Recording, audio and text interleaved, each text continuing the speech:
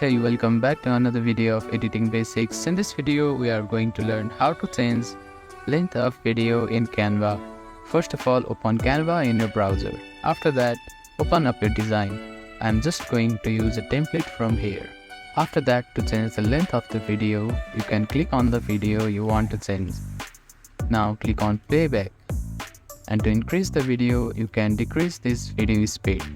The video will be slower, but the length of a video will be increased.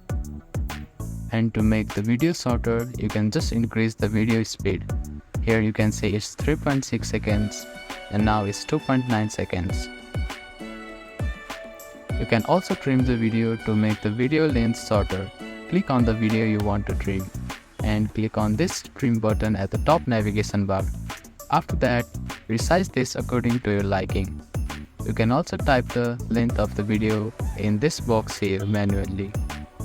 After that, click on done.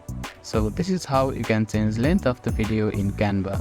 Thank you for watching this video. Please do not forget to like, share and subscribe to our channel and comment down if you have any queries.